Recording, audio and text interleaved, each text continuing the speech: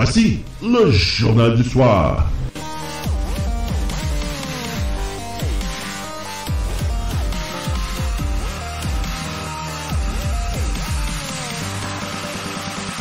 Et voici vos animateurs.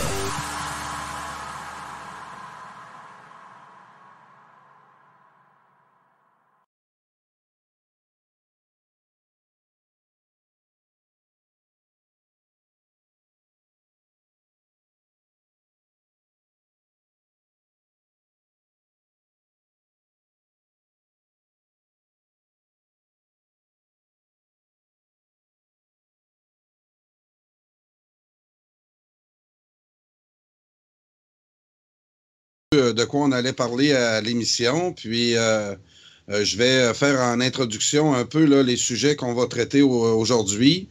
Tel qu'annoncé sur ma page Facebook, on va parler du match qui a opposé Équipe Québec à une équipe du Nouveau-Brunswick dimanche en demi-finale des Jeux canadiens de softball. Et on a eu de baseball ou de non, c'est de baseball, c'est ça, les championnats canadiens où l'équipe Québec là, a été l'objet là, de propos racistes. Donc, je voulais vous parler de ça en premier lieu. Ensuite, tu me disais que tu voulais nous parler, on va y aller avec un de tes sujets, de Yves-François Blanchette, qui se dit maintenant interculturaliste. Alors, je sais que toi et Alexandra, vous suivez de près le sujet, donc on va se parler de ça en deuxième lieu.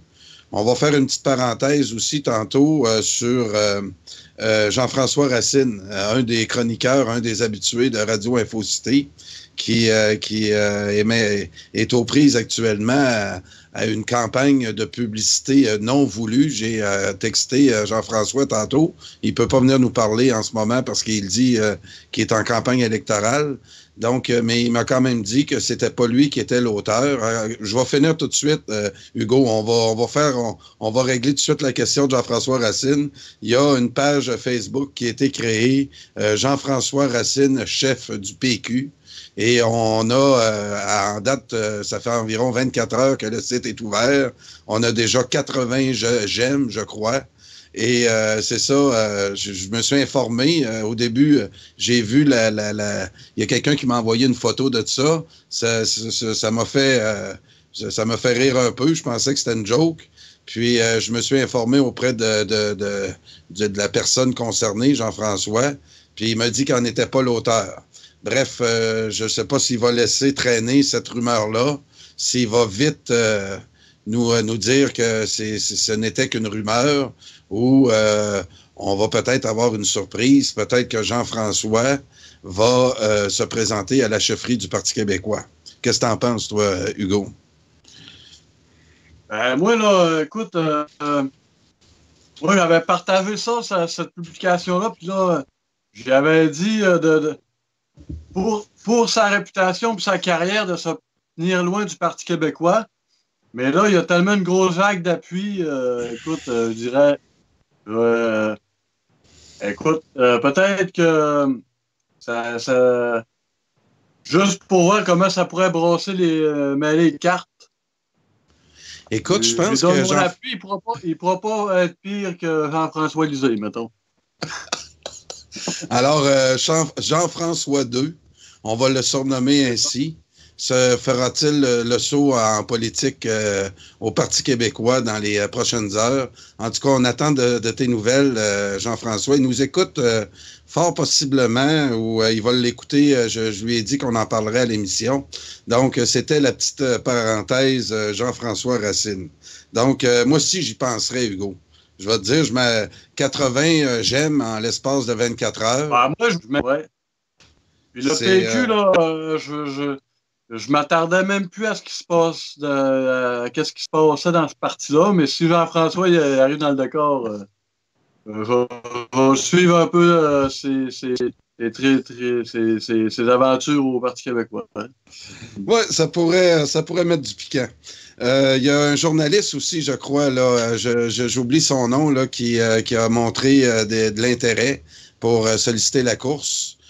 Peut-être que même nos auditeurs là, me texteront, me clavarderont son son nom, là, il commence à y avoir des intéressés autour du Parti québécois. On sait que Véronique Yvon s'est désistée. Là, on attend des nouvelles de Sylvain Gaudreault. Puis là, en tout cas, on n'entend pas parler. On a hâte de voir. Là, c'est Sylvain Gaudreault là, qui est là, celui dans les candidats, dans les élus, qui pourrait solliciter la chefferie. Sinon, ben, comme tout le monde le considère, c'est Pascal Bérubé. Mais M. Bérubé ne semble pas très chaud à l'idée. Aussi, un nom qui revient, c'est Frédéric Bastien. Là. C'est lui qui a écrit le livre sur le rapatriement de la Constitution. Là. Oui, j'ai entendu parler de ça aujourd'hui. Est-ce que tu le connais? Peux-tu nous informer un peu de qui est ce personnage? Mais quand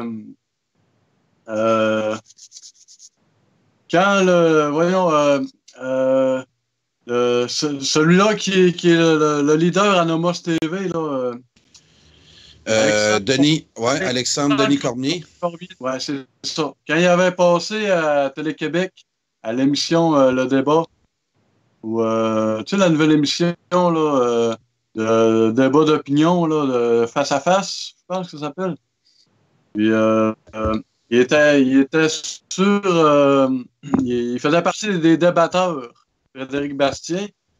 C'est lui qui a écrit le livre sur le rapatriement de la Constitution qui s'appelle Le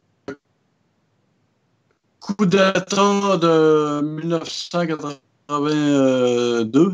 Coup d'État de lui, il a nommé ça par Trudeau. Hein. Bon, voilà. OK, oui, je me rappelle, là, il a été dans des documents déclassifiés, là, puis il a entre autres parlé de la réserve, justement, là-bas en Angleterre, au Royaume-Uni, des manœuvres de Trudeau. Là. On n'était pas tous d'accord, l'autre bord non plus, là, sur toutes les manigances de Pierre-Éliott Trudeau, hein, si je me rappelle bien. Donc, répète-moi son nom, là, je vais fouiller un peu sur... Frédéric Bastien. Frédéric Bastien, puis Georges Tremblay, lui, il voulait lui donner son appui l'autre jour, là. Mais là-dessus, j'ai dit Georges, je pense trop fort, là. Hugo, je ne sais pas qu'est-ce qui se passe avec ton son, mais ça bloque beaucoup. Faudrait peut-être que tu bouges moins de la tête. Je ne sais pas si les auditeurs remarquent la même chose que moi. Ton son est très, très mauvais ce soir. Ou coupe ton image, Hugo. Oui. Ouais, un peu. Parce que c'est étonnant, on dirait que tu parles dans une bouteille. Donc, je ne sais pas si les auditeurs, eux autres... Peut-être là, ça va être mieux, là.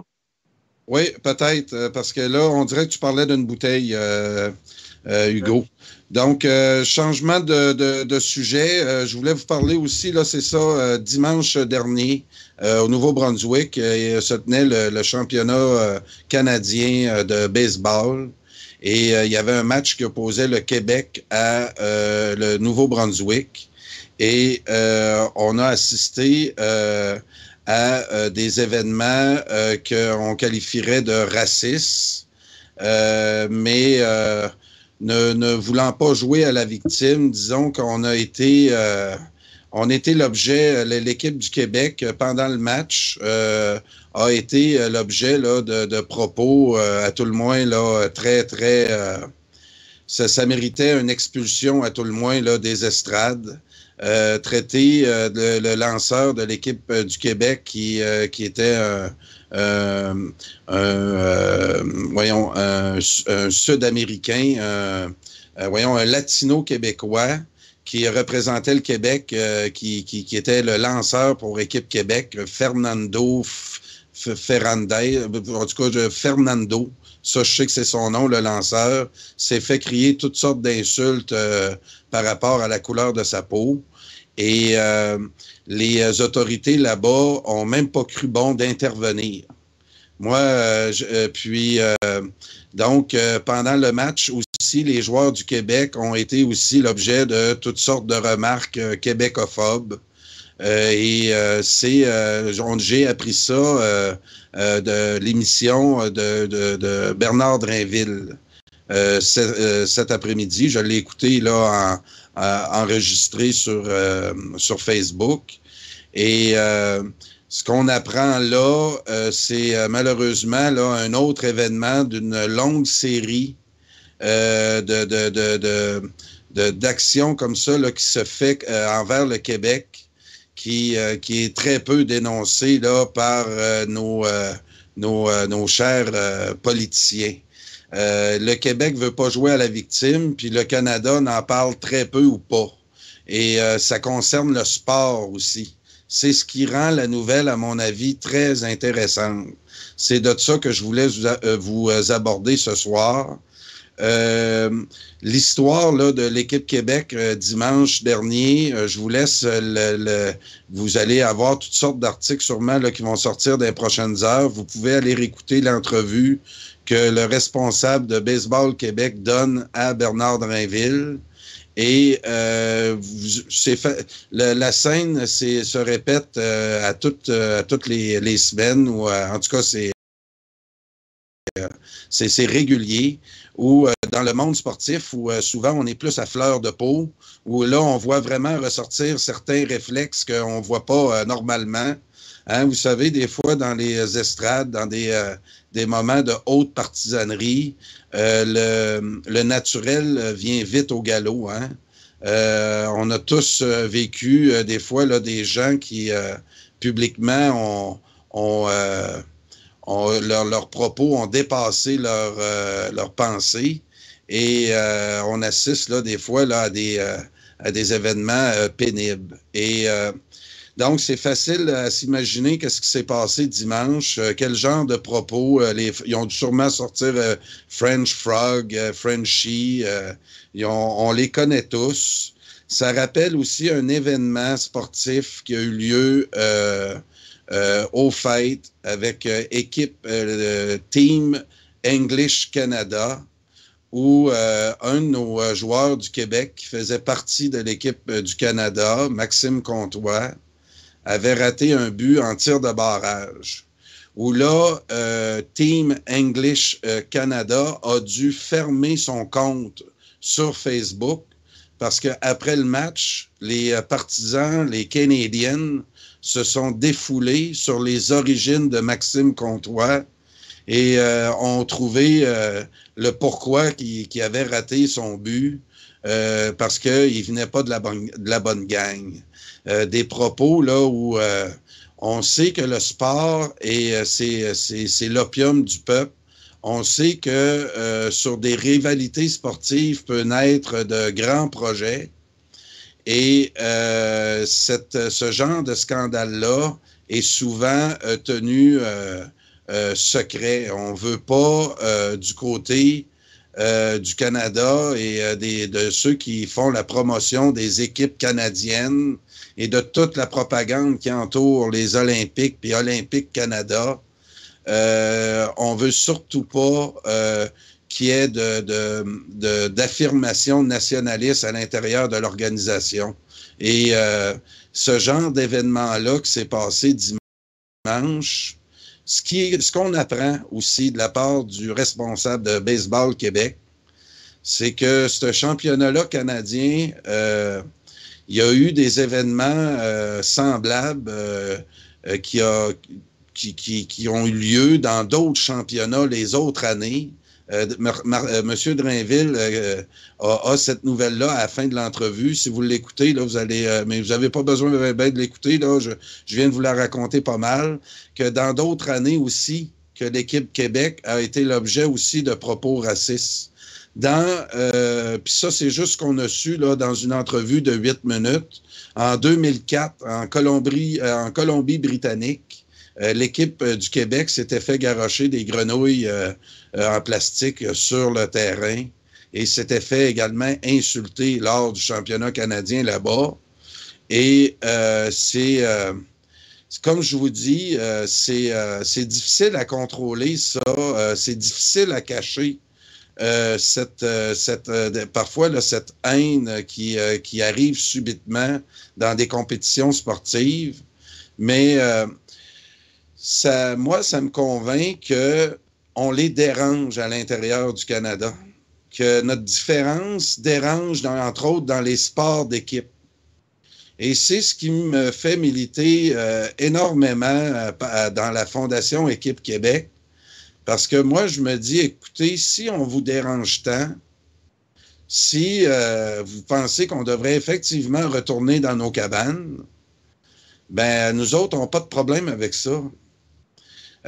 On pourrait essayer de virer ça de bord, ce mouvement-là, dans les compétitions sportives, de faire un exposé là-dessus. C'est ce que je vous fais ce soir. Maxime Comtois, là, il s'est fait rentrer dedans. Je tiens à vous souligner que Stéphane Hallinger, qui est comme moi beaucoup sur ce genre de nouvelles, avait sorti un mot sur la page Facebook de la Fondation Équipe Québec en rapport avec cet événement-là de Maxime Comtois aux fêtes cette année. Et il avait écrit « Je suis Maxime Comtois » pour justement appuyer ce que Maxime Comtois vivait. Puis, je dois vous dire, ce mot-là a été vu par au-dessus de 100 000 personnes. Je sais que Stéphane a eu la chance de parler avec des gens de la famille proche de Maxime. Il s'est fait remercier de l'attention que la Fondation a portée à ce dossier-là. Et c'est pour vous dire aussi que c'est pour ça que je l'appelle la Team English Canada. Parce que je tiens à rappeler aux auditeurs que souvent dans les équipes sportives canadiennes, il est interdit de parler français. C'est une chose de dire que dans l'équipe canadienne, on va surtout parler en anglais, mais c'est un autre niveau de dire qu'on va interdire à toute personne de communiquer en français à l'intérieur des équipes canadiennes. Si effectivement ils nous interdisent de parler français, je pense que les Québécois ne créent pas de remous là-dessus. Quand les entraîneurs font leur discours en début de match, puis un discours d'entraîneur de hockey, là, on n'a pas besoin d'avoir un cours en langue anglaise du Harvard, de l'université de Harvard pour comprendre un discours d'un entraîneur de hockey. Hein? Let's go, les gars, bad check, for check, c'est quand même un vocabulaire assez simple. Donc, les Québécois eux-mêmes n'ont jamais fait de cas là-dessus et ont souvent suivi la ligne des équipes, se sont pliés justement à l'anglais, mais qu'on vienne en plus interdire. C'est-à-dire que moi, là, si je joue au hockey dans l'équipe Canada, puis j'échappe mon savon dans la douche, puis je dis, hey, puis c'est un des rares, l'autre Québécois, il est venu, je peux même pas m'adresser à lui à deux mots, c'est interdit. Donc, c'est là que je me dis, face à des comportements comme ça, on devrait leur dire, parfait, on veut plus vous déranger, justement. C'est vrai que dans une équipe, il y a deux Québécois qui pourraient dire des choses que le reste du groupe comprend pas. Ça serait épouvantable. Ils ont peur de se faire parler dans le dos parce qu'ils ne comprennent pas le français. Comme si on était là, le réflexe de se méfier de nous vient pas de nous. Donc, c'est des politiques canadiennes à l'intérieur de Olympique Canada que les Québécois ne réagissent plus. Dans le monde du hockey, pour avoir un enfant là, qui a été dans l'élite, puis je connais un peu le milieu, effectivement, le rêve, c'est de devenir joueur de Team English Canada. Il y a de plus en plus de programmes de sport-études où on va donner les entraînements en anglais pour... puis il n'y a pas personne qui est contre ça, la tarte au sucre. Mais c'est qu'à un moment donné, ça devient insupportable. Et donc, il faut il faut au moins réagir à ça. Le monde du hockey est très anglais. Puis, c'est pas les Québécois qui sont dans l'équipe Canada qui créent ces problèmes-là. Ils les créent eux-mêmes. Maxime Comtois, j'ai pas entendu un Québécois entendre parler contre les Anglais parce qu'ils ont raté un but, parce qu'un Ontarien a raté un but pendant un match du Canada contre la Suède. Mais on entend le contraire. Nous, on endure ce genre d'insulte-là. Moi, je l'endure aussi, mais je la dénonce. J'essaie de le faire tout le temps calmement pour essayer de trouver des solutions à ça. On les dérange. Donc, bravo à la Fondation Équipe Québec. Puis sûrement là, que Stéphane Hallinger va réagir sur sa page, de la page Facebook de la Fondation là-dessus. Puis, j'ai appris en 2004 qu'en Colombie-Britannique, on avait aussi eu de ce genre d'événements avec l'équipe Québec. Puis, on pourrait en citer plein d'autres. Donc, on les dérange. Notre spécificité est soit à oublier. Quand on s'oublie, quand on parle leur langue, quand on fait comme eux autres, ils disent pas un mot. Mais notre différence dans pourtant cette belle mentalité multiculturaliste, ouverte sur le monde, quand il est question de la spécificité québécoise, là, il y a 2 poids, 2 mesures. Donc, à un moment donné, il va falloir le dire à nos amis fédéralistes qu'il y a vraiment là, une contradiction à ce niveau-là, qu'il faut, au moins se mettre d'accord là-dessus. Donc, ça complète. Je ne sais pas, Hugo, si toi, ça te fait réagir. Je sais que c'est moi qui t'ai appris la nouvelle tantôt. Là, tu m'as écouté. As-tu des choses à me dire là-dessus? Ah, ben écoute,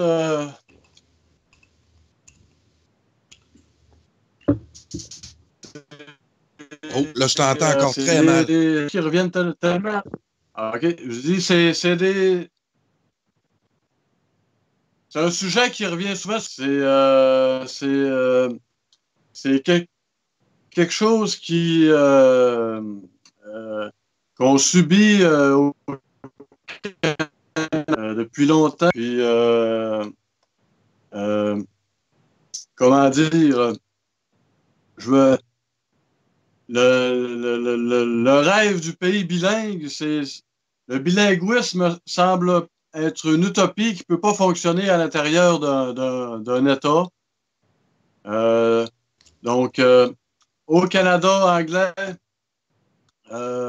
si eux autres ils veulent imposer l'anglais, ben, que nous, ici, au Québec, on impose le français, puis qu'on fasse la même chose qu'eux,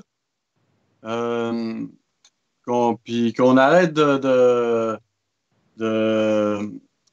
privilégier la minorité anglophone au Québec. Il faut imposer, selon moi, davantage le français.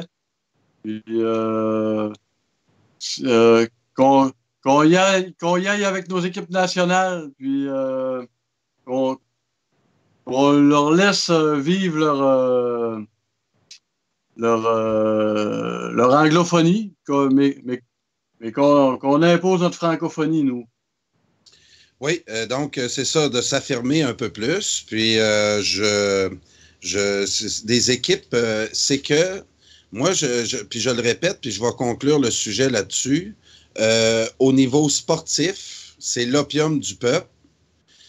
On sait que les dirigeants, l'establishment canadien, c'est qu'ils ne peuvent pas nous donner ce genre d'éléments-là qui nous donnerait une fierté qui, effectivement, pourrait nous donner à nous donner confiance puis à nous dire qu'on est aussi bon que les autres, qu'on est capable d'être...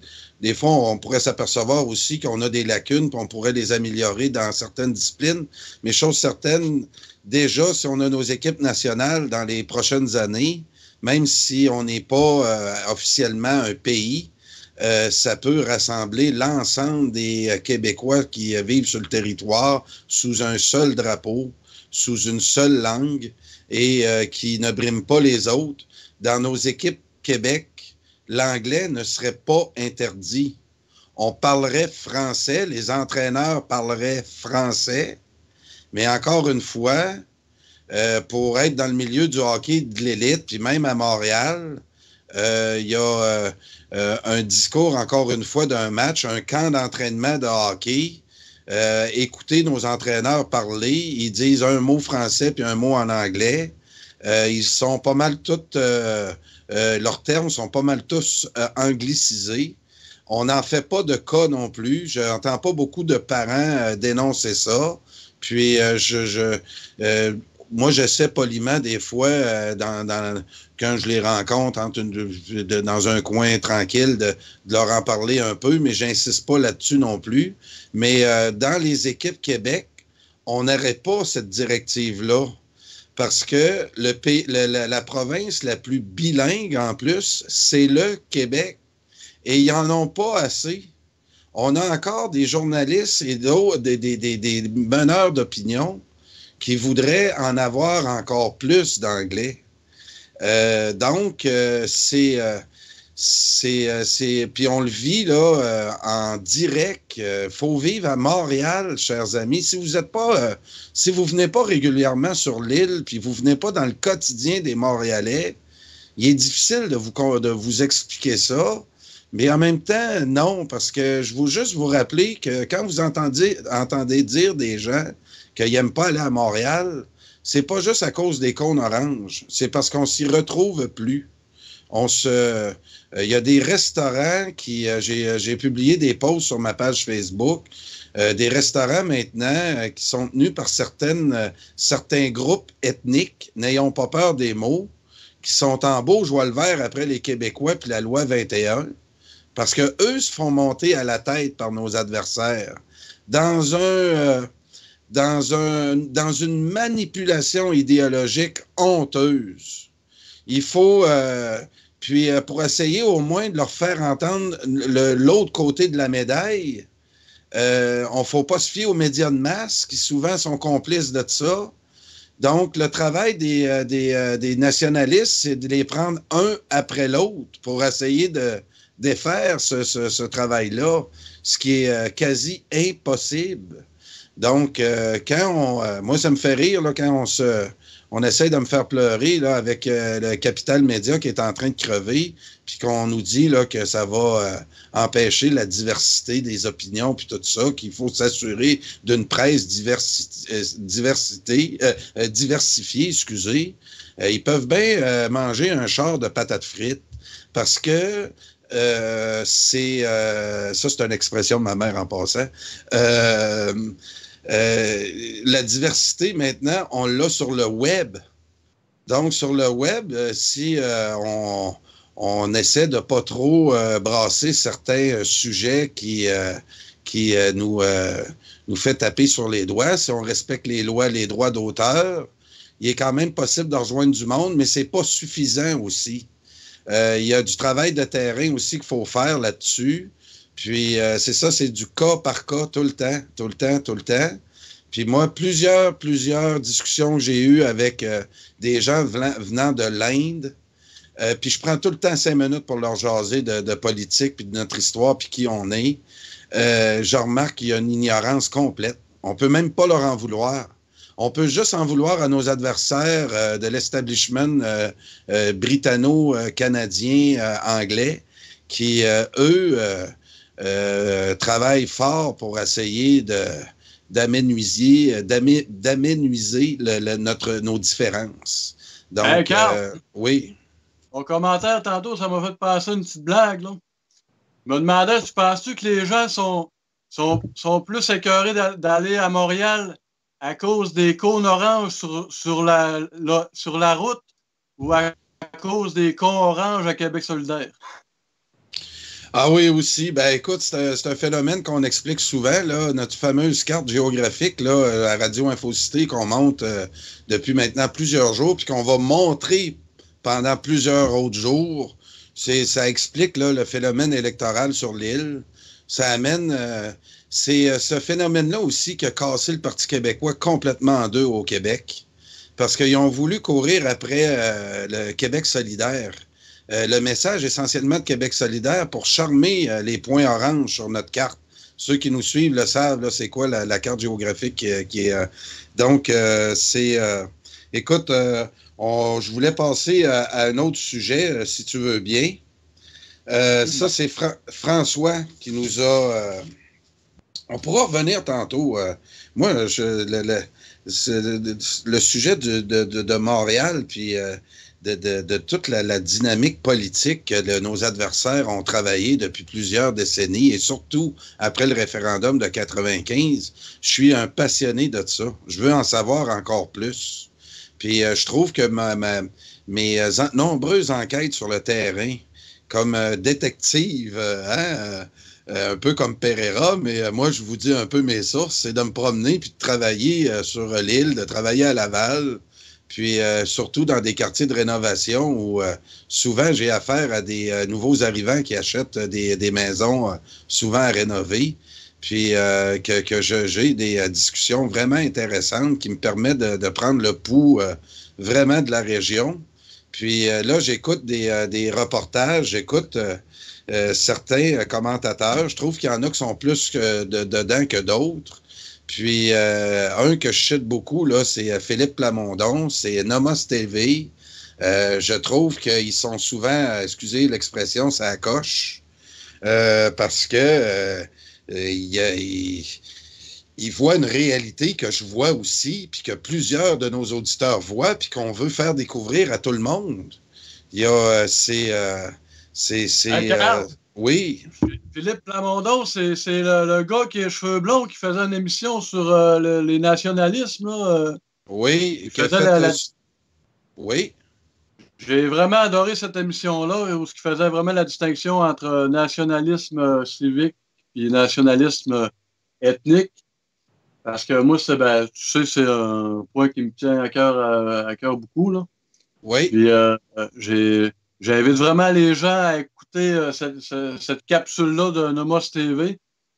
Je les écoute pas toujours tous à Nomos TV, là, mais celle-là, le sujet m'intéressait particulièrement. Et j'ai vraiment trouvé que c'était ça à course, là. Donc, écoute, son invité aussi qui parle souvent avec lui, qui est en théologie, je crois, de la... j'oublie encore son nom, puis je m'en excuse grandement parce que il amène toujours il vient compléter souvent les commentaires de Philippe, puis c'est toujours lui aussi sur la coche. Son associé là, qui fait des vidéos aussi me fait appel à mon intelligence. Ouais, ces deux-là se complètent bien, là, ouais. Ah non, il est fort, l'autre aussi. Il a un petit accent, je pense qu'il vient c'est un néo-québécois, là, mais... on dirait que c'est un français, il y a un accent français. En tout cas, Philippe, moi, je l'ai invité, puis je le réinvite encore ce soir, si nos auditeurs peuvent lui tirer l'oreille, de venir parler avec nous le soir. Moi, Philippe est toujours le bienvenu, ou son associé. Je suis certain qu'on pourrait, souvent, j'aimerais discuter de ces chroniques, justement, qu'on puisse approfondir, puis répondre aux questions des auditeurs qui en ont sûrement plusieurs. Et pour faire connaître encore plus encore une fois, un média tenu à bout de bras par 4-5 passionnés. Je dis 4-5, puis je suis généreux.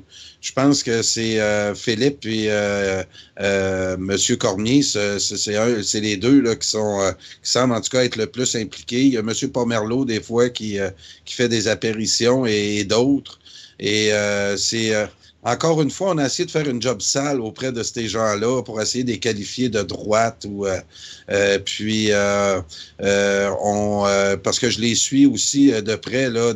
Quand il y a Alexandre Denis Cormier a passé dans une émission à Télé-Québec, je crois. En tout cas, puis il a comme été ridiculisé par un commentateur au Canal V, là. En tout cas, je me rappelle pas des noms, puis ça n'a pas d'importance, mais ces gars-là, moi, quand on prend le temps de les écouter, ils font appel à mon intelligence, puis ils amènent quelque chose au débat. Ils n'ont jamais refusé de débattre avec qui que ce soit. Et c'est ça, là, qu'on veut voir. Moi, là... pour pas faire de publicité, mais je vais quand même nommer son nom, Xavier Camus, que tant de monde ont peur. Lisez bien ces textes. Regardez que ça lève pas très haut. Puis j'aimerais ça que ces gens-là débattent avec nous. C'est souvent ça aussi qui nous exaspère. C'est que les discussions avec certains solidaristes, certains Québec solidaire et de la gauche, les discussions sont souvent très difficiles. Ils ont l'air vraiment dans leur bulle. Puis les débats sont très difficiles à mener avec eux autres. Ils vont vite, là, ils nous psychiatrisent très rapidement. Alors, eux autres, ça m'énerve. Ils se vendent d'être ouverts, mais franchement, là, l'ouverture d'esprit, là, je l'ai jamais rencontré à gauche, je l'ai toujours rencontré à droite, puis dans l'extrême droite. C'est ça, c'est le constat que j'ai pu faire. Oui, puis moi, je veux pas non plus mettre ça. Ben, oui, là, je t'ai parlé de Québec solidaire, mais il y a beaucoup de gens de la gauche qui se sentent vraiment pas concernés parce que qu'est-ce que représente la gauche de Québec solidaire? Puis je veux pas trop rentrer dans ce débat-là, gauche-droite. Vous savez que j'aime pas beaucoup étiqueter les Québécois là-dessus. Je pense que c'est un concept qui vient de la France essentiellement. Puis ça a des limites dans l'explication souvent de la pensée de quelqu'un. C'est drôle, là, aujourd'hui, on essaie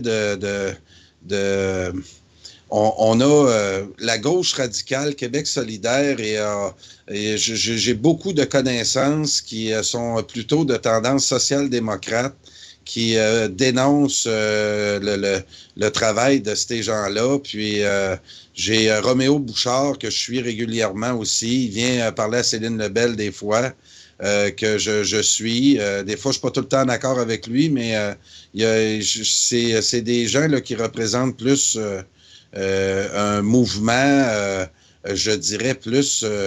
des gens qui se rapprochent plus de ce que je pense des lucides, véritablement des lucides, des gens qui sont capables de faire des compromis, des gens qui sont capables de jaser puis de débattre. Donc, ils se trouvent à gauche, puis à droite, puis au centre, puis en haut, puis en bas, puis rouge, vert, bleu. On en voit c'est souvent l'ultra-partisanerie. Quand j'ai souvent des insultes ou des gens qui ne sont pas d'accord avec moi sur ma page Facebook, je sens souvent que c'est teinté de partisanerie. Donc, c'est des éléments là, que j'essaie de tenir moins j'essaie de tenir moins compte quand j'émets des opinions. Bref, c'est ça, la gauche, là, de tout ce qui... ben, c'est ça, un changement de propos. Justement, quelqu'un là qui... j'ai hâte de voir comment on va la classifier, elle. Greta Thunberg. Tu sais, la Suédoise Otis, qui fait tant les manchettes par ses prises de position sur l'urgence climatique. Je voulais vous parler de ça parce qu'on va vous passer une vidéo. Ça va nous permettre, là, moi, ça va me permettre d'aller prendre une petite pause. Je vais aller écouter ça sur mon cellulaire. C'est une vidéo de David Leroux sur justement le phénomène Greta Thunberg, qui, moi, honnêtement, avant mes vacances de cet été où j'ai passé quelques jours avec des professeurs d'école qui, eux, semblaient adorer Greta Thunberg, les profs d'école que j'ai jasé une couple d'heures pendant mes vacances, le sujet de Greta est venu sur la table. Et moi, je n'avais pas vraiment d'opinion sur elle. Je n'ai pas suivi énormément le dossier. Je savais qu'elle avait un rapport avec la propagande climatique, où tous ceux qui remettent le moindrement, eux autres aussi, Hugo, aussitôt que tu remets en question leur positionnement, leurs arguments, t'es vite classé comme climato-sceptique, puis ils ont trouvé une série de termes là, pour te diaboliser. Donc, quand il y a des phénomènes là, concernant l'urgence climatique, c'est de quoi là, qui m'intéresse de plus en plus, parce que, entre autres, ce que je déplore dans ce dossier-là, c'est que, puis ça rejoint ce que je disais tantôt, dans ce dossier-là, on fait appel à la peur. la peur précède rapidement la manipulation. On semble se plaire beaucoup là, dans un message, puis là, on ne s'adresse pas à une population ordinaire, on s'adresse aux jeunes et on leur livre un message souvent dans les écoles de panique. On leur donne des scénarios de fin du monde on se rappelle tous de ça quand on est jeune. C'est un sujet qui nous fait très peur. La fin du monde, puis tout ça. Moi, c'est des sujets là, que je me bouchais les oreilles quand j'entendais parler de ça, ou à l'époque de la guerre froide, puis des guerres nucléaires. Je m'en rappelle, à l'école, on avait de l'information concernant ça. Puis, donc, c'est un sujet qui est très sensible, d'essayer d'aborder le sujet climatique puis environnemental, qui, à mon avis, oui, est urgent. Moi, je pense qu'on voit autour de nous du gaspillage énorme, qu'on voit que nos politiciens ont souvent des belles paroles, mais ne prennent pas beaucoup d'initiatives, ou en tout cas, ça n'appartient pas aux politiciens, la solution. C'est ceux qui ont la solution, à mon avis, puis on va le voir dans la vidéo, puis qui semblent manipuler Greta Thunberg, c'est les hommes d'affaires puis les lobbies en arrière de ça. Écoutez, j'ai parlé avec quelqu'un d'un cégep aujourd'hui qui me disait que le cégep en question allait faire venir une machine pour déchiqueter les bouteilles en plastique que les étudiants consomment jour après jour, pour ensuite les transformer en billes, puis ensuite vendre ça, pour essayer là, Vous voyez un peu qu'est-ce qui est un peu malsain là-dedans. On n'essaie pas là, de faire la promotion d'essayer de moins consommer, mais on essaie de trouver des solutions à notre consommation débridée. Puis, pour avoir lu puis réfléchi beaucoup à moi aussi, je suis environnementaliste, puis moi aussi, je veux qu'on prenne soin de nos rivières, puis de nos ressources, puis d'essayer, pour les générations qui vont me suivre, d'essayer de faire attention. Mais d'essayer de faire peur au monde. Moi, il y a une chose que j'ai lue, c'est dans les...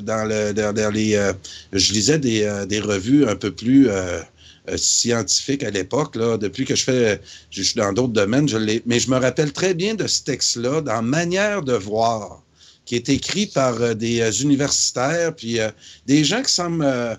quand ils avancent des sujets, là, ils s'affrontent entre eux autres. C'est une revue que j'ai bien aimée. Puis il disait que la seule chose qui peut nous sauver, c'est de baisser notre consommation.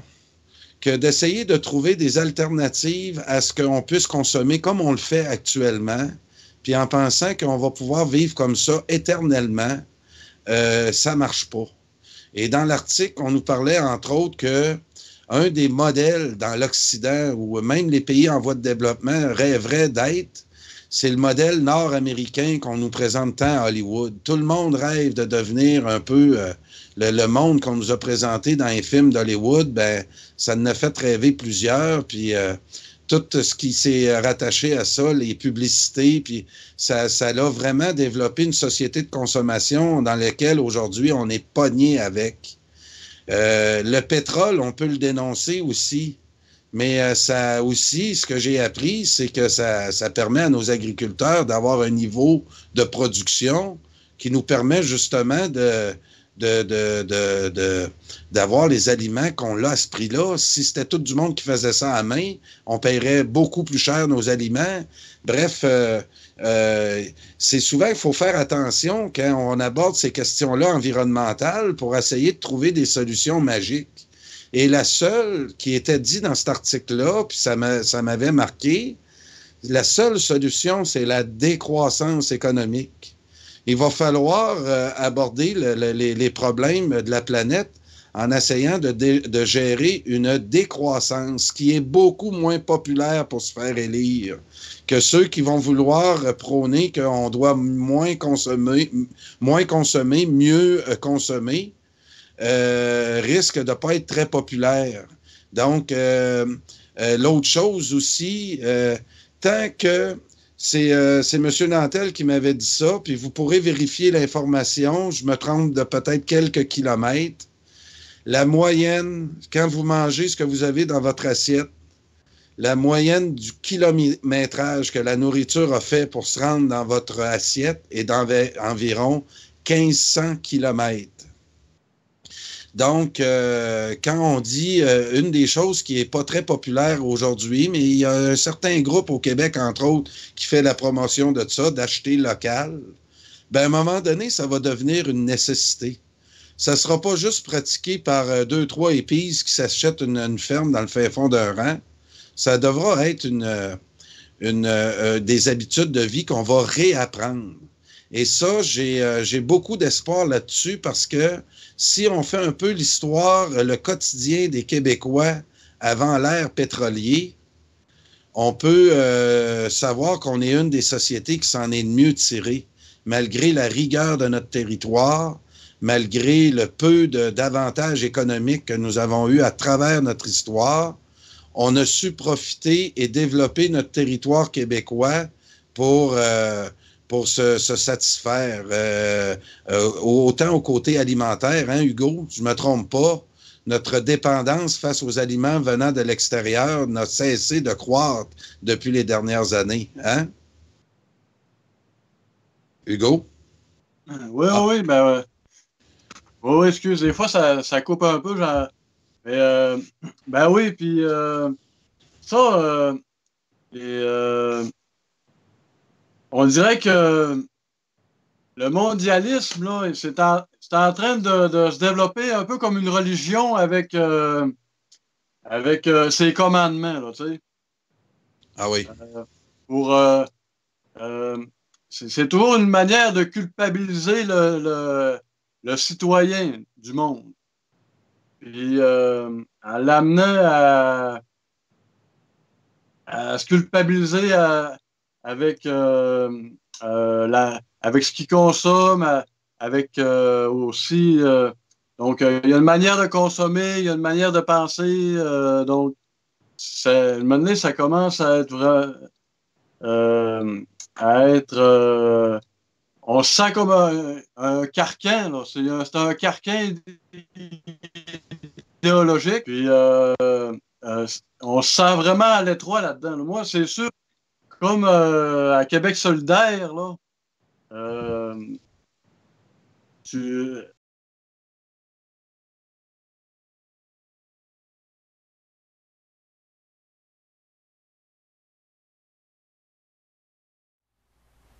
Ça y est, Greta Thunberg, l'égérie des collapsologues climatiques, a mis les voiles aujourd'hui direction le Nouveau Monde afin de venir sermonner les politiciens nord-américains qui, à fort à parier, vont en redemander une fois que ça aura eu lieu.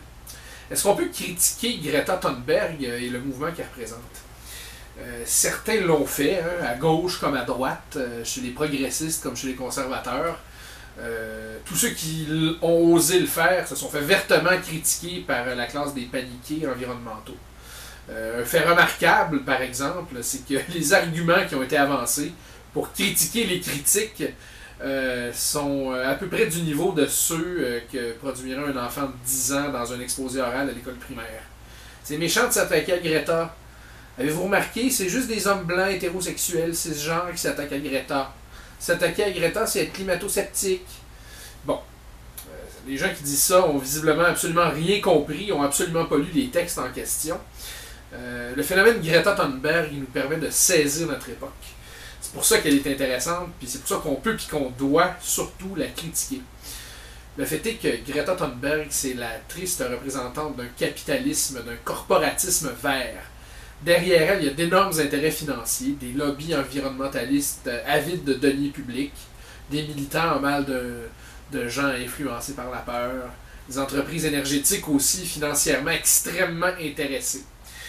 Greta est, pour ces entreprises-là, la promesse de milliards de dollars. Et ça, il faut le comprendre. On nous raconte, hein, l'histoire officielle, qu'on nous dit que tout vient d'elle. Hein, or, Greta et toute la jeunesse qui la suit récitent comme des robots des slogans que les aristocrates du climat ont préalablement écrits. Il y a donc un gouffre immense entre l'histoire qu'on nous raconte au sujet de Greta Thunberg puis du mouvement qu'elle incarne et puis la réalité. L'histoire, le marketing publicitaire, en fait, qui l'entoure est simple. Thunberg, consciente, comme tous les jeunes de sa génération, de l'urgence climatique, a décidé spontanément de manifester devant le Parlement suédois tous les vendredis, donc de rater l'école. Un bonjour, Ingmar Renshög, qui est fondateur d'une plateforme internet qui s'appelle We Have No Time, vient à passer devant Thunberg. Il prend une photo, il la met sur Facebook et ça devient viral. Donc c'est un vrai conte de fées du 21e siècle. Tout ça, en fait, tout y est. Hein, la jeunesse éclairée, la collapsologie, la fin du monde, l'urgence climatique, le pouvoir positif des médias sociaux pour changer les choses. Tout y est, absolument tout. La recette est parfaite. Mais, il suffit d'enquêter un peu, et certains journalistes l'ont fait fort heureusement, pour comprendre que cette histoire-là n'est qu'une histoire, en fait. Il s'avère que Renshög, le type qui a pris Thunberg en photo, connaissait la mère de Thunberg bien avant les événements, plusieurs mois avant. Il a participé à un événement qui s'appelait le Parlement du climat en Suède. Il avait même été averti de la manifestation de Greta Thunberg devant le Parlement suédois avant que cette manifestation ait lieu, une semaine avant à peu près, par un courriel de sollicitation d'un activiste appelé Bo Torren, qui est leader d'un groupe qui s'appelle Fossil Free Dalsland. Le fait est d'ailleurs que ce Bo Torren-là, une journaliste avait reçu un courriel de sa part des semaines auparavant, alors que ce Torren-là donc cherchait des jeunes visages verts. Son objectif était de s'en servir pour accélérer le rythme de la transition vers une société dite durable. Le tout coïncide en plus avec la sortie d'un livre coécrit par les deux parents de Greta Thunberg qui expliquait comment sauver la planète avait sauvé leur famille. Donc déjà, on voit qu'il y a des intérêts derrière tout ça.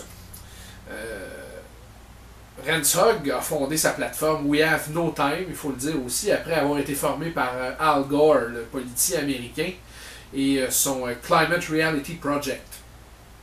Puis, tous les gens gravitant autour de We Have No Time viennent, il faut le dire aussi, du milieu de la haute finance, et pas du tout de l'environnementalisme. Ce ne sont pas des écologistes militants du tout, ce sont des financiers. Et beaucoup sont liés à d'énormes intérêts dans le domaine de l'énergie, dont notamment le CEO de We Have No Time, un individu nommé David Olson. Renshög et Olson sont aussi employés d'un think tank qui s'appelle Global Challenge. Et sur le conseil d'administration de ce think tank-là, on trouve pas mal d'intérêts financiers, encore une fois. Peter Skogar, qui est président de la plus grande association d'employés de Suède, donc un syndicaliste. Johan Lindholm, la prononciation n'est peut-être pas exacte, mais bon, qui est un membre de l'exécutif du Parti social-démocrate, donc on a des intérêts politiques. On a une dame qui s'appelle Katarina Nilsted Ringborg, qui est une ancienne CEO d'une entreprise qui s'appelle Swedish Water, qui est l'ex-vice-présidente de la corporation énergétique géante ABB. On voit parfois de leurs camions se promener au Québec d'ailleurs. Et qui est aussi membre d'une firme en capitaux qui s'appelle Sustainable Energy Angels, dont le président et 17 des membres de son comité d'investissement sont d'anciens dirigeants de la compagnie ABB. Greta Thunberg est une enfant victime d'intérêts politiques et financiers. C'est ce qu'elle est. Elle ne représente pas la lucidité des enfants face à la cupidité des adultes. Elle en est plutôt, malheureusement, un peu une marionnette. Et c'est extrêmement triste et c'est dramatique. Et comme je disais avant, ça en dit long sur notre époque aussi. Tout ça pour dire que le fait de ne pas embarquer dans le phénomène Greta Thunberg à pieds joints, c'est pas être climato-sceptique, c'est pas être misogyne, c'est pas être purement et simplement méchant envers une enfant autiste, c'est d'être capable de critiquer non pas une enfant, hein, mais tous des très puissants intérêts financiers et politiques qui instrumentalisent cet enfant, elle, en fait, et son syndrome d'Asperger aussi. Il instrumentalise pourquoi, au fond? Pour faire main basse sur une manne financière, la manne financière qui représente la transition énergétique des pays occidentaux. Puis je crois que ça, c'est absolument légitime de le critiquer, ou en tout cas de le mettre en lumière au moins. On vit dans un drôle de monde, hein? Un monde où les adultes aiment se faire flageller par une enfant, elle-même manipulée par le grand capital. Puis oui, c'est impératif de prendre soin de la planète, ça, il n'y a aucun doute là-dessus. Mais je gagerais un vieux duc que ça ne va pas arriver si on confie la tâche au grand capital qui va s'en occuper en essayant de manipuler les populations, puis en les sermonnant les États et puis leurs dirigeants. Ça va arriver seulement, et seulement si le mouvement vient de la base, vient des gens, de la population, des peuples, qui croient que conserver la beauté du monde devrait être une priorité, la priorité peut-être ultime de notre époque.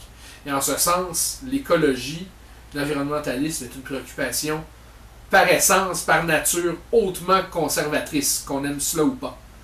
Et je crois qu'il ne faut pas compter sur les techno-progressistes pour que cette conservation de la beauté du monde arrive. Donc, David Leroux, mon cher.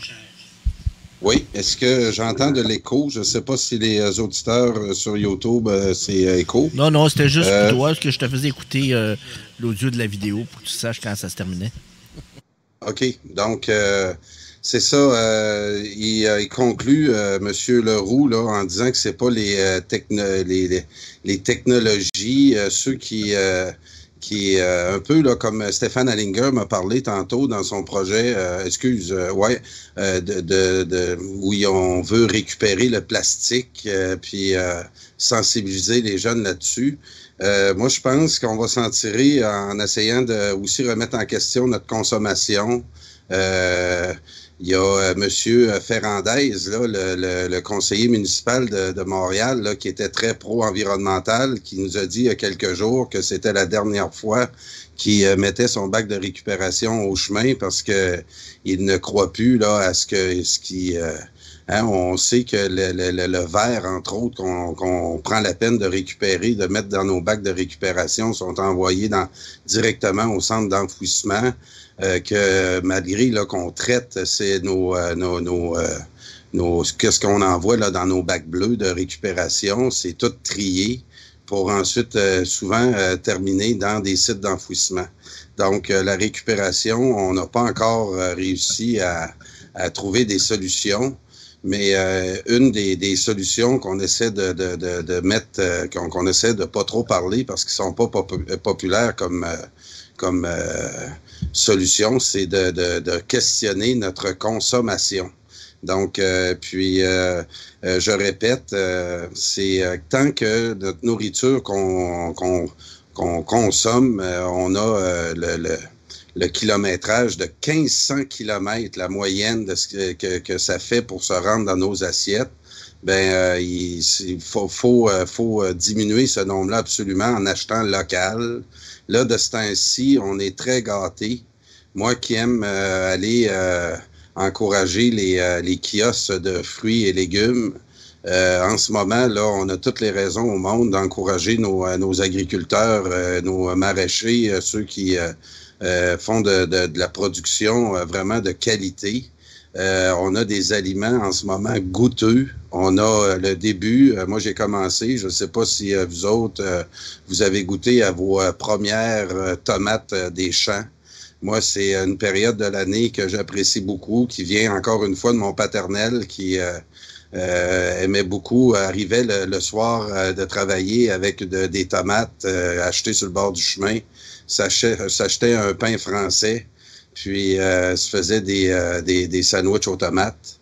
En ce moment, là, il goûte quasiment les pommes.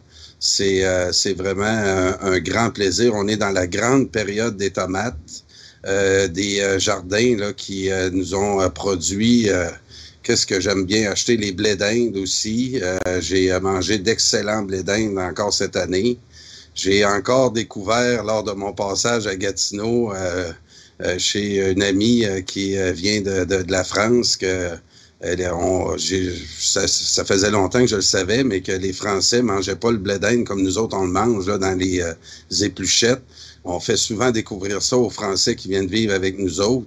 C'est un plaisir typiquement québécois, les épluchettes de blé d'Inde. On va en avoir beaucoup là, pendant la campagne électorale.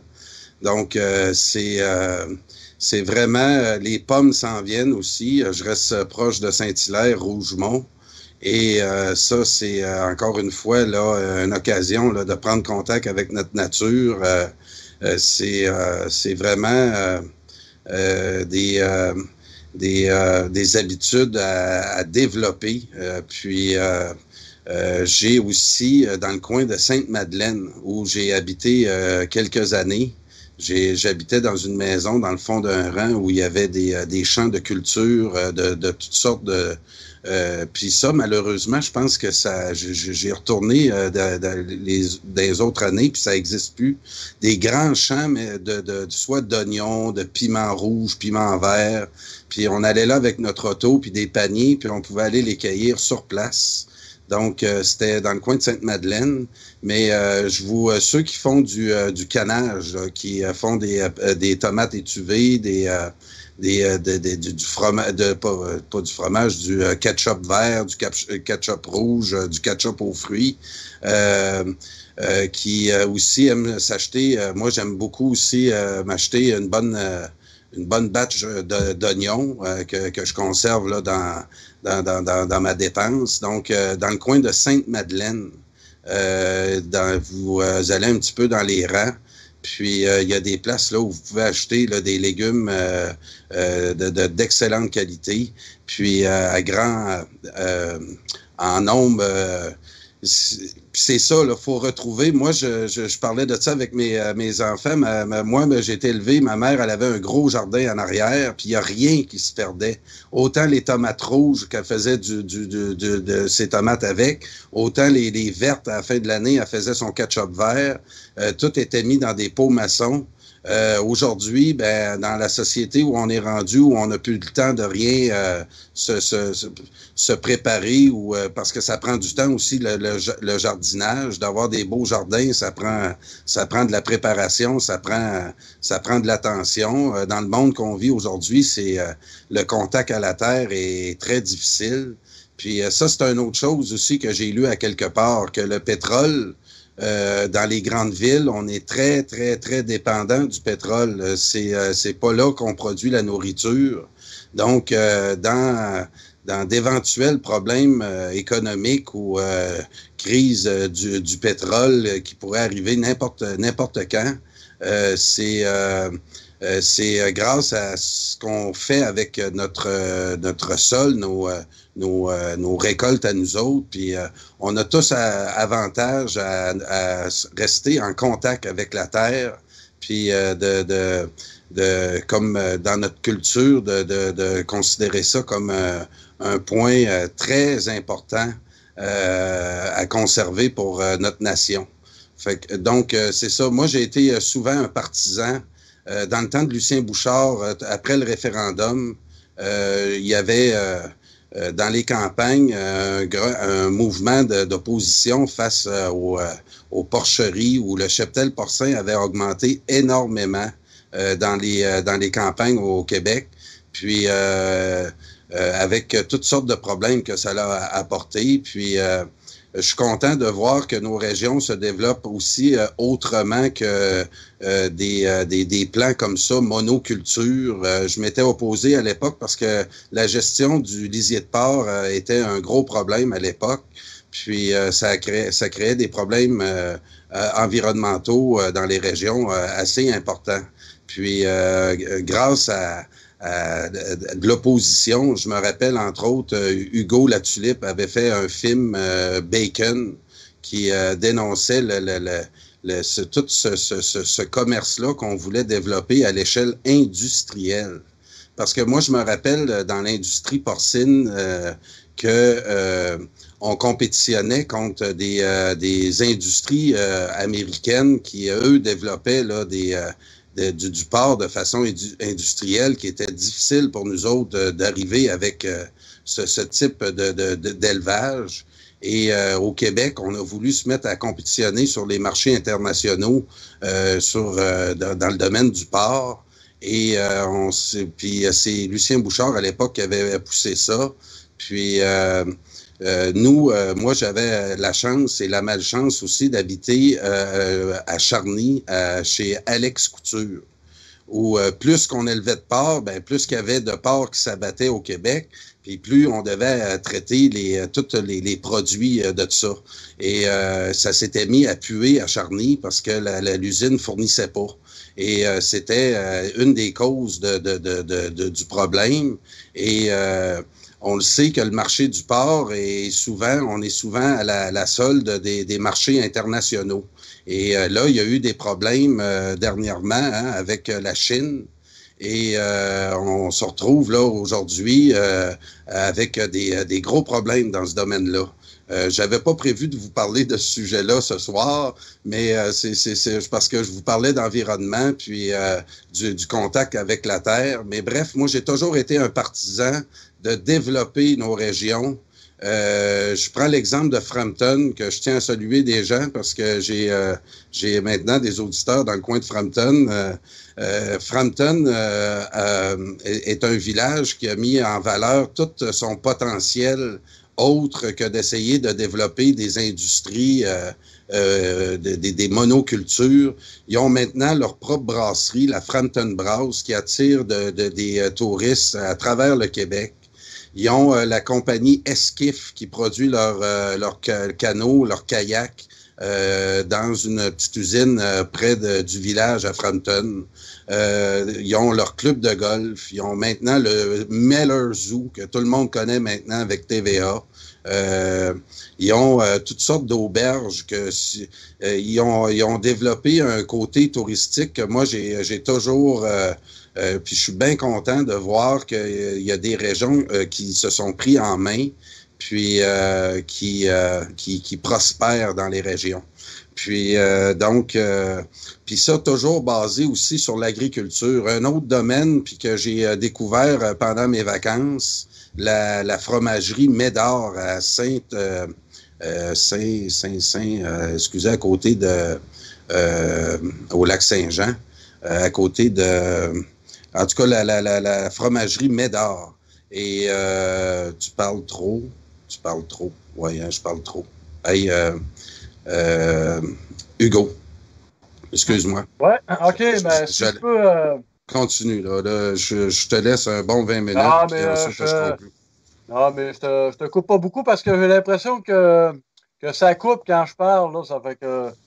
Oui, c'est ça que j'ai remarqué, mais je vais essayer de fermer mon micro pendant que tu parles, justement, voir si ça s'améliore.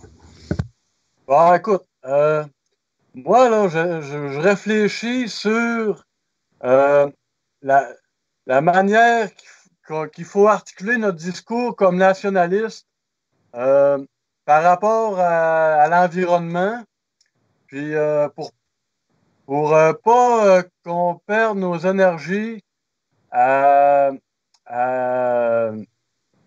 avec des discours sur la meilleure manière de sauver la Terre. Là. Puis ça, les mondialistes, ils nous harcèlent avec leur discours de peur, puis de fin du monde par rapport à l'environnement. Puis nous, ben là, après ça, on se sent comme obligé de répondre à ça. Puis aussi parce qu'on veut toujours montrer de la bien-pensance, montrer qu'on se soucie de la Terre, de l'environnement mondial.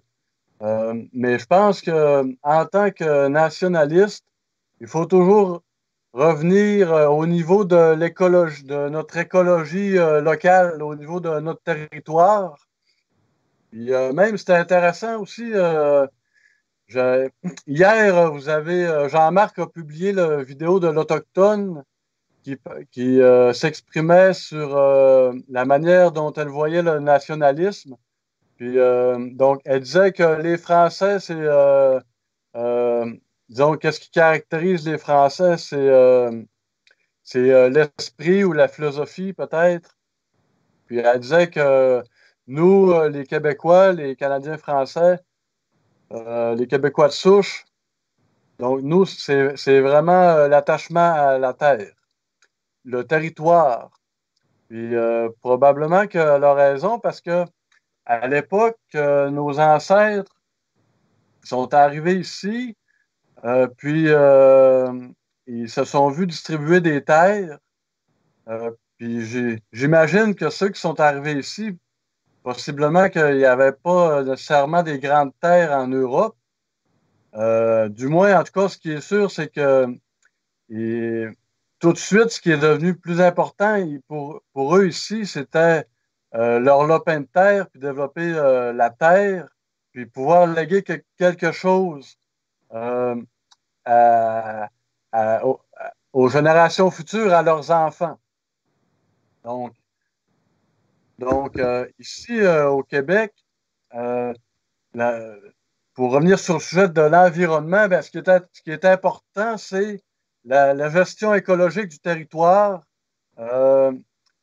sauvegarder nos nappes phréatiques, essayer de ne pas appauvrir nos terres avec en les surexploitant, en utilisant brûler les terres, comme on dit, utiliser des pesticides, des engrais chimiques qui brûlent les terres. Ils vont aussi détruire c'est-à-dire affecter grandement les lacs, les cours d'eau. Ensuite, au niveau mondial, si je peux m'exprimer, là, une donnée environnementale qui m'a vraiment surpris. Je ne sais pas si les auditeurs m'entendent, là, si vous ne m'entendez pas. Ça va très bien, là. Continue. OK.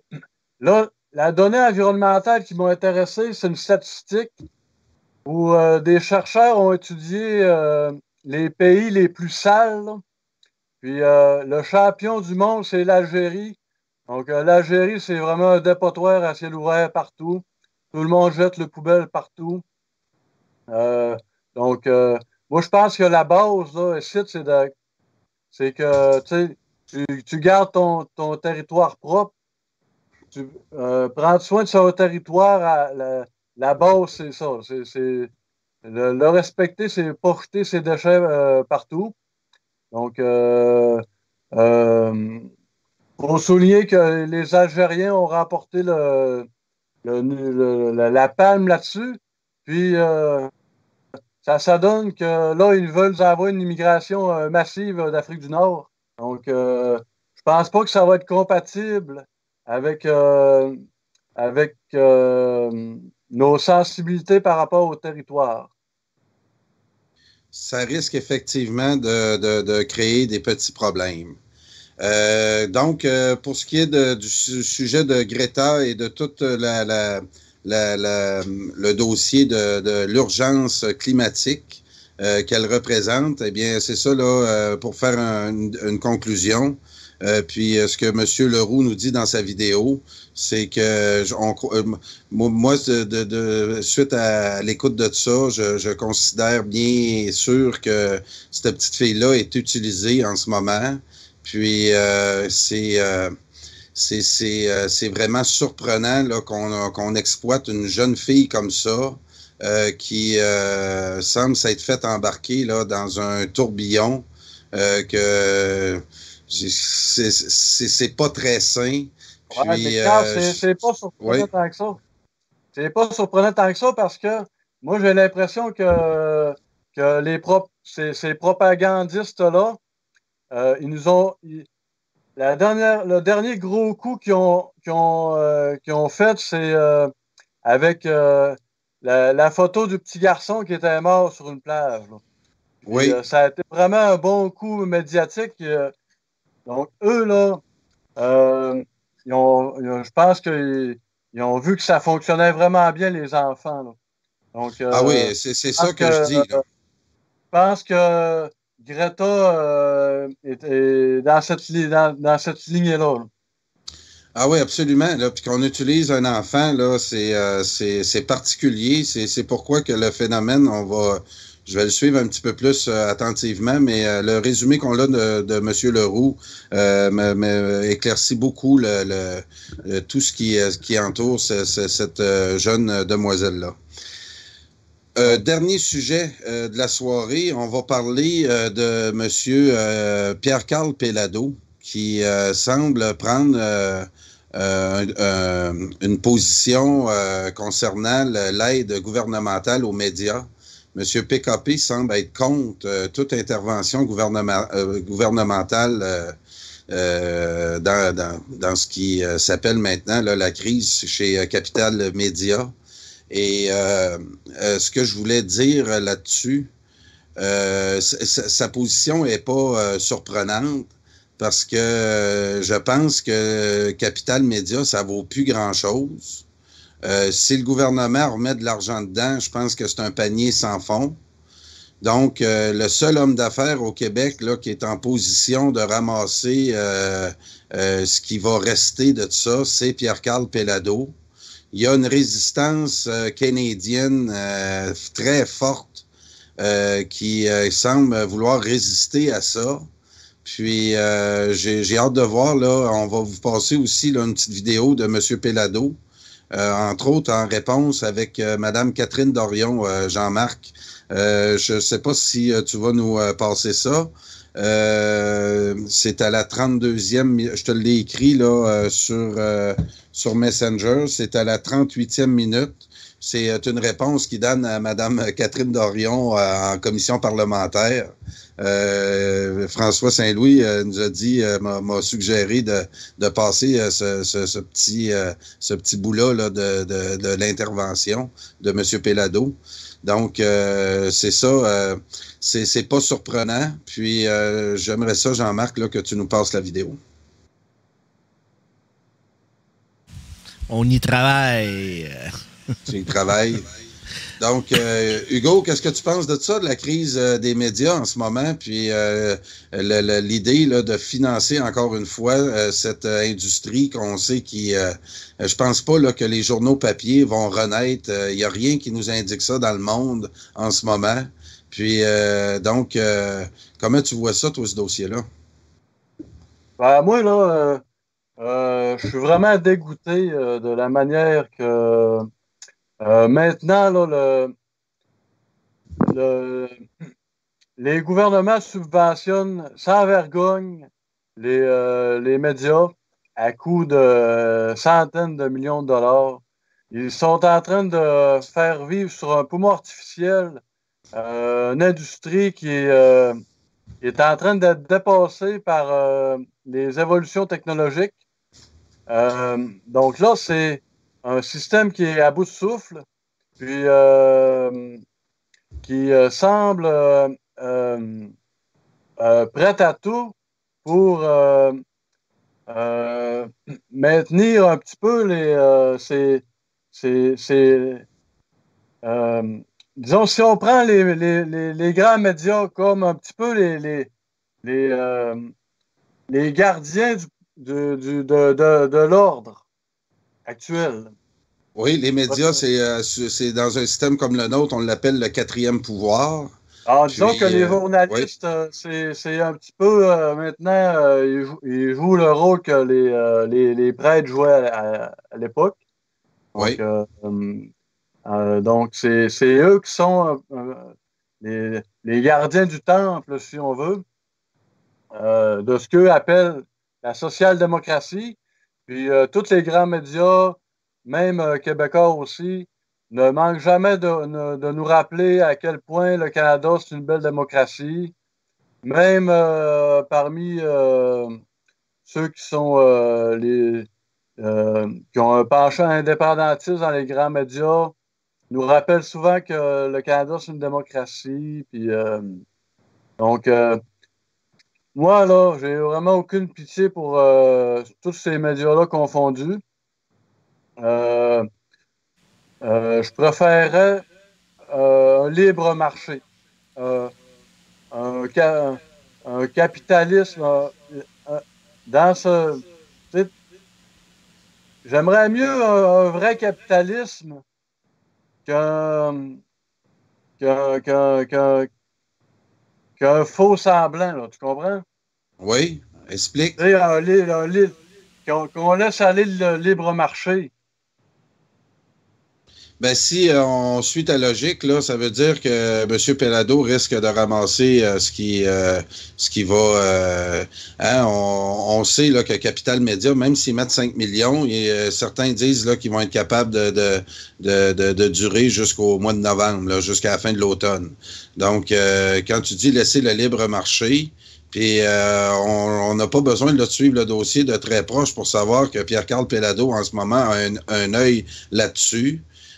Côté médias la télévision, la radio, Québécois est à la télévision et soumis aux ordres aussi du CRTC, mais du côté là, de la presse écrite, il peut vraiment prendre le leadership et c'est ce qui fait peur à nos adversaires. Parce que si M. Pellado s'appelait Éric Desmarais, puis s'apprêtait à acheter tout ce qui reste de journaux nationalistes au Québec, il n'y a pas un chat qui parlerait. Mais Pierre-Carl Pellado dérange dans le milieu médiatique canadien. Puis, même si on pense là, que la job de bras que les Desmarais ont fait sur le mouvement nationaliste au Québec est maintenant chose du passé, qu'ils ont fait le travail, que le patient est bel et bien mort, là, puis qu'on peut quitter la barque là, sans trop avoir peur d'un mouvement indépendantiste, ben là, M. Pellado peut ramasser ça, mais c'est ça, ça fait pas l'affaire de nos amis fédéralistes qui veut pas perdre le contrôle sur l'information, en tout cas des journaux, mais qui n'existent plus déjà de toute façon. Il y a Le Devoir qui est lu, je pense, par 5000 personnes. Puis, il y a la presse n'existe plus en papier. Le Soleil à Québec est dans un format, puis il en arrache sûrement, là encore. Ça s'est pas rétabli depuis que je suis parti de là. Mais M. Pellado, c'est un des journaux là, qui aimerait conserver Le Soleil à Québec. Parce qu'effectivement, ça peut... ça donne vraiment... Une ligne éditoriale à Québec qui risque de changer l'information. C'est de ça qu'ils ont peur aussi. Monsieur Pellado, oui. On va-tu écouter Si t'es prêt, je suis prêt. Oui, on va essayer ça. À son sommet, le Journal de Montréal vendait plus de 350 000 exemplaires et était rempli de publicités. Fréquemment, plus de 25 pages de ce qu'on appelait à l'époque les petites annonces ou les annonces classées. Déjà à cette époque, les directions de certains journaux n'ont pas fait le travail nécessaire à la saine gestion de leur entreprise.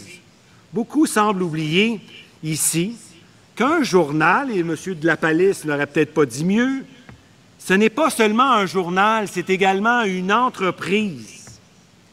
Et une entreprise qui fait travailler bien d'autres mondes que uniquement des journalistes. En d'autres mots, il faut générer plus de revenus que de dépenses pour justement être en mesure de payer les dépenses, comme entre autres le salaire de ceux et celles qui produisent le journal. Alors déjà à cette époque-là, le dimanche matin a disparu. Le jour a disparu. J'avais 16 ans. Je travaillais au Journal de Montréal comme photographe. Et le Montréal Matin a cessé sa publication. Alors, ces journaux n'ont pas su s'adapter déjà à ce moment-là aux besoins des citoyens et des citoyennes. Est-ce que l'État ou la collectivité ont été appelés à ce moment-là à subventionner ces médias qui étaient tout autant mal gérés que de ne pas répondre aux besoins de la majorité de la population? Poser la question, M. le Président, c'est y répondre. Et les bouleversements technologiques ont commencé. Nous savions que nous devions anticiper un déclin de la presse écrite. C'était écrit dans le ciel. En 1992, alors que nous devions réduire les effectifs pour les activités industrielles de fabrication, La préparation, le montage, l'impression, ça fait travailler beaucoup de monde, là. Il y avait des centaines d'employés, là. Eh bien, Monsieur le Président, j'ai essuyé un échec et un refus complet de la part des organisations syndicales, malgré une proposition de rachat d'emplois qui équivalait à 3 années de salaire. 3 années de salaire. Pas rien, cela, là. Pourtant, nous demandions que le niveau d'effectif qui soit requis par les nouvelles technologies, ou ce qu'on appelait à l'époque les changements technologiques, pour reprendre le vocabulaire syndical. Alors, malgré ce refus injustifiable, nous avons persisté et avons dû tristement nous engager dans un conflit que nous ne souhaitions pas. Au Journal de Montréal, 2 années de lockout ont été nécessaires pour éliminer les conditions de travail d'une autre époque, celle des années florissantes. L'entreprise ne pouvait plus soutenir la semaine de 4 jours, 32 heures. L'entreprise ne pouvait plus soutenir 6 semaines de vacances payées à temps double. Et l'entreprise ne pouvait plus soutenir le remplacement obligatoire payé à temps double, entre autres. L'aveuglement syndical est allé jusqu'à l'indécence, et je m'en souviendrai toujours toute ma vie, de manifester sur la tombe de mon père. Aujourd'hui, force est de constater, n'en déplaise à M. Massé et également aux représentants du syndicat des journalistes, le STIJ, au Journal de Montréal, que nous avons pris les décisions qui s'imposaient pour assurer le maintien des emplois dans nos salles de nouvelles. Dès le début des années 2000, Monsieur le Président, un pan entier des revenus que constituaient les annonces classées chez nous, c'était plus de 30 des revenus. Bien, il a disparu, ce pan, et à vitesse grand V. Kijiji, Google, probablement que ça vous dit quelque chose. Alors, ce n'est pas d'hier que la problématique auquel nous faisons face existe. Les éditeurs ne se sont pas adaptés et sont maintenant devenus des quêteux, dont la pérennité dépend du bon vouloir de celles et de ceux qui sont aux commandes de l'État. Comme il le fait dans bien d'autres secteurs d'activité économique, le gouvernement du Québec a la responsabilité, je dirais même le devoir et l'obligation, de défendre nos intérêts à Ottawa, de défendre les entreprises du Québec qui créent de la richesse chez nous, de défendre les intérêts des Québécois et des Québécoises. Et comme l'écrirait Monsieur Péladeau ici comme commentaire en dessous de la vidéo que vous ne voyez pas, mais qu'on voyait très bien tantôt, c'était que, contrairement à la majorité des groupes de presse entendus lors de la commission parlementaire, seul le PDG de Québécois, Pierre-Carl Péladeau, qui ne croit pas qu'une aide gouvernementale récurrente permettrait d'assurer l'avenir des médias québécois. Donc, les médias québécois doivent s'adapter à la nouvelle réalité. À toi. Écoute, comme entrepreneur, c'est effectivement, si tes dépenses dépassent tes revenus, soit tu fermes ou tu réduis. Puis il l'a expliqué très clairement. Écoute, je commence à comprendre Martin Joseph là, qui aime maintenant les discours de Pierre-Carl Péladeau. Je pense qu'il a été très clair là. J'ai aimé ça. C'est sûr que quand il a commencé en politique, il n'était pas aussi habile comme tribun, mais assis comme ça dans un fauteuil avec son micro, j'ai trouvé son explication très claire. Si on ne comprend pas le phénomène des médias en ce moment avec un discours comme ça, on ne comprendra jamais. Donc, c'est ça, libre marché. Hugo, comment tu réagis face à ça? Là? Ça vient un peu appuyer ce que tu nous as dit. Ben là, tu sais, c'est sûr que là, lui, là, il sort son gros violon parce que il faut qu'il donne des arguments pour essayer de mettre la main sur Capital Média. Donc, Mais par exemple, dans un autre contexte, je pense pas qu'il cracherait sur des subventions de l'État. Ça reste un homme d'affaires, là. Ben oui, puis s'il y a des programmes auxquels il a droit, c'est pas lui, c'est un autre qui va les prendre. Il force pas les lois, là. Il force pas. Souvent aussi, c'est des négociations. Moi, je pense qu'on voit qu'il travaille beaucoup pour le Québec. Moi, je le vois travailler en tout cas dans le dossier de la Fondation Équipe Québec en ce moment. Puis d'avoir l'appui d'un monsieur comme ça. Je dois quand même lui donner le mérite là, de s'impliquer beaucoup en ce moment. D'essayer il donne l'exemple, en tout cas.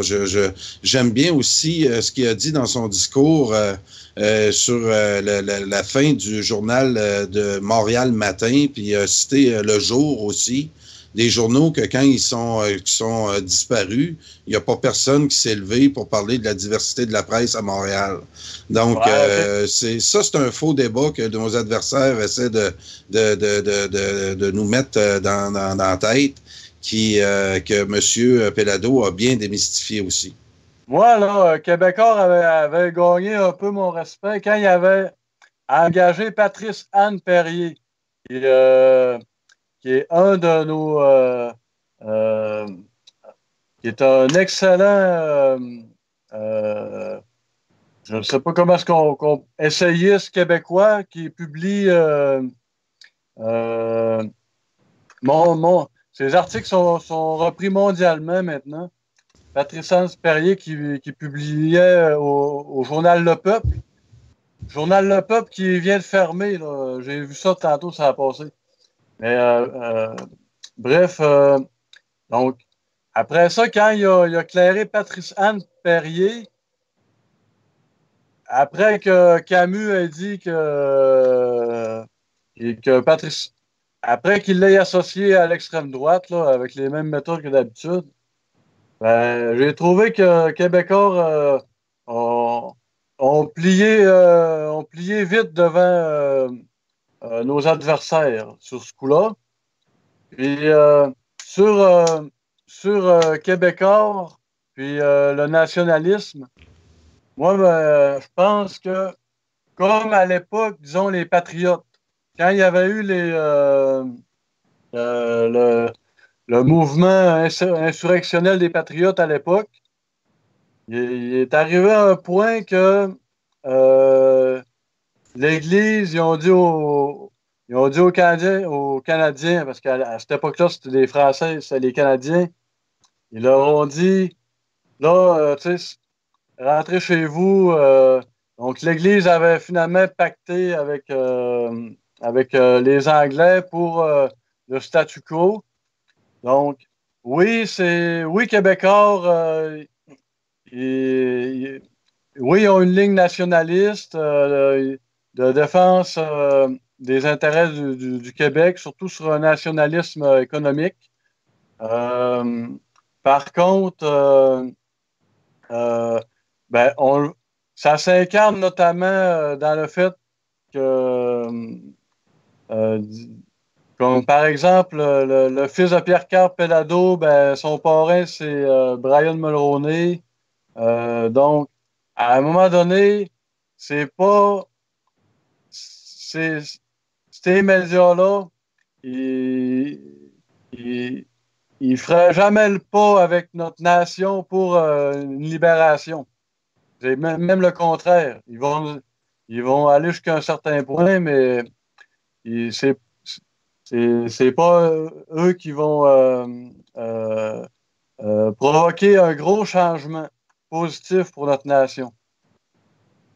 Ça reste à voir, Hugo, mais quand même, on peut quand même souligner l'excellent travail au niveau économique en ce moment. Il y a aussi, dans les dernières semaines, aussi parlé qui voudrait peut-être mettre la main sur la compagnie de taxi là, de Taillefer là, qui a fait banqueroute. Donc,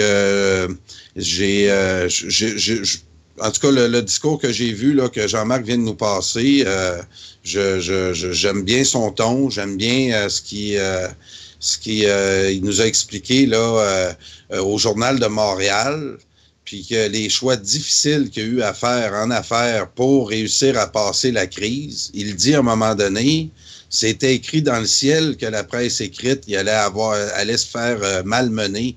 Une fois là, les technologies, les tablettes allaient arriver, puis il a quand même réussi à tout absorber ça, puis garder un journal qui est, quand on va dans des restaurants, quand on va même dans des quartiers assez anglais, il y a tout le temps un journal de Montréal qui est sur le comptoir.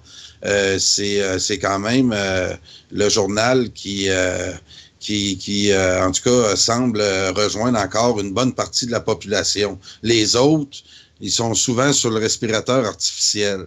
Puis l'autre chose que j'aimerais dire aux auditeurs, Hugo, toi, t'es pas à Montréal, mais nous autres, on a un journal, c'est le journal Métro.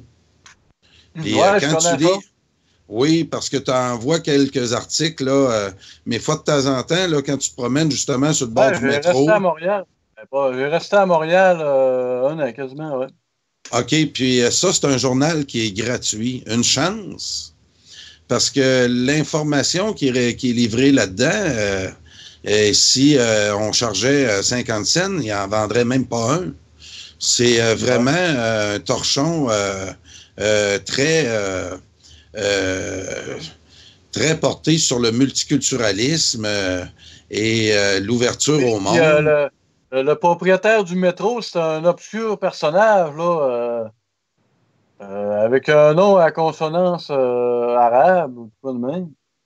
OK. Écoute, la consonance,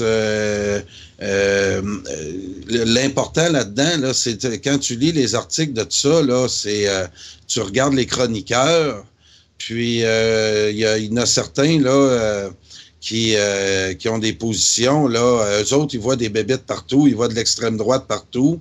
C'est ça, c'est un journal anti-québécois. Là. Ah oui, puis il y en a un autre là, qui est à Montréal, qui est gratuit aussi, que j'oublie le nom. Il y en a une couple d'ailleurs là, qui sont gratuits, qu'on se demande par qui c'est financé. Puis je m'inquiète pas là, de la diversité de la presse à Montréal. Moi, je pense que... Au Québec, on est oui. La place est bourrée de médias anti-québécois, puis bourrée d'universités anti-québécois aussi. Ça fait que ça va pas bien à ça. Oui, Jean-Marc. OK, j'ai aussi un autre extrait ici qui a été tourné à la séance, justement, de la même commission au même moment. Oui, merci. À un certain moment donné, Mme Dorion, je me souviens mettre son nom à la madame, a interpellé Pierre-Carl Péladeau et la réponse est assez succulente, il paraît. Je ne l'ai pas encore entendu, mais on me dit « Passe ça, Jean-Marc, c'est assez succulent, donc on va en profiter, on va faire plaisir aux oreilles des gens. On va faire débarquer ça. Merci, Jean-Marc. C'est François Saint-Louis qui... J'apprécie vos commentaires, j'en ai pas à vous donner, Mme la députée. Vous êtes sûr, il reste 13 secondes? Non. Je pense que vous avez décidé de vous donner un spectacle. Bravo. Je n'ai rien d'autre à ajouter. C'est une vraie question que je vous pose, M. Péladeau. Oui, mais c'est une vraie réponse que je vous donne, Mme la députée. Alors, nous poursuivons avec le collègue de Rimouski pour 2 minutes 30 secondes. Merci, M. le Président. Wow. L'intervention ici était que Mme Dorion disait à Pierre-Carl Péladeau qu'au moment où est-ce qu'elle était chroniqueuse ou blogueuse au Journal de Montréal, elle aurait été censurée, paraît-il, par l'administration. Et M. Péladeau, il a tout simplement répondu tac au tac. Je ne sais pas si c'est une réponse qu'elle a déjà entendue en privé, mais il l'a dit carrément en public. Regarde, tu as voulu faire ta folle en public, c'est pour ça que on t'a pas publié. Ah ouais. Ah ouais, écoute, c'est François Saint-Louis là, qui m'a parlé de ça tantôt, puis c'est ça, c'est fait revirer. C'est une belle réponse à donner. il a mis le doigt dessus entièrement. Il ne s'est pas laissé manipuler. Il dit, t'as fait ton show, c'est correct. C'est pas la réponse qui est importante, c'est que tu as placé ta question. Donc, quelle que soit la réponse que je vais te donner, ta question, la réponse était dedans. Bref, non, moi aussi, je la découvre avec toi, puis ça me... J'aime bien voir un Pierre-Carl Péladeau en forme de même. Ça confirme ce que Martin Joseph nous a dit en début de semaine, mais c'est ça, il reste encore beaucoup de travail. Il y a des gens qui me disent qu'ils n'ont pas entendu la question. Effectivement, je n'ai pas présenté la question, je voulais résumer, parce que le son n'est pas fort. Il faudrait que je copie la vidéo, puis après ça, je vous l'envoie. Mais puisqu'il ne reste pas grand temps, on va en profiter pour regarder les commentaires, Carl? Oui. Je vais aller lire ça.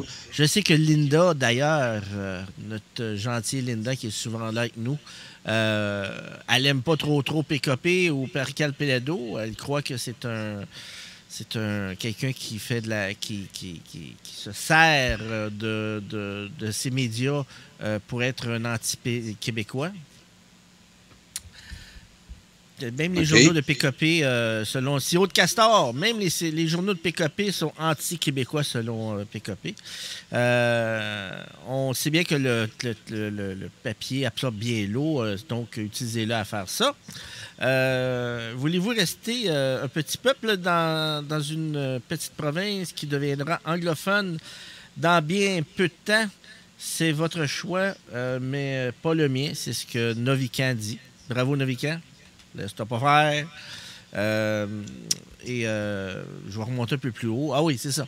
Linda nous dit, ils nous prennent pour des imbéciles. Obama l'a affirmé. Pour eux, on est trop stupide pour prendre des décisions éclairées. Donc, PKP nous bat à cause de ça.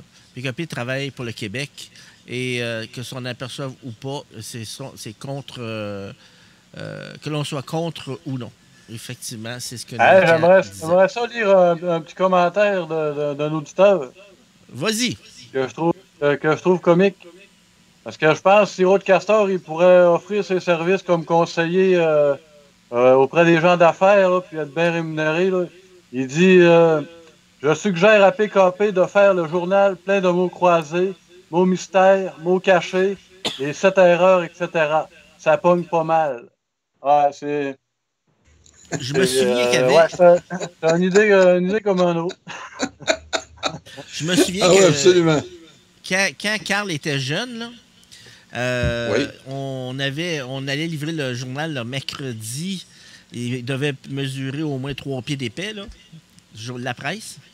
Il y avait ça, une section, c'était juste ça, des mots croisés, des mots squelettes et compagnie.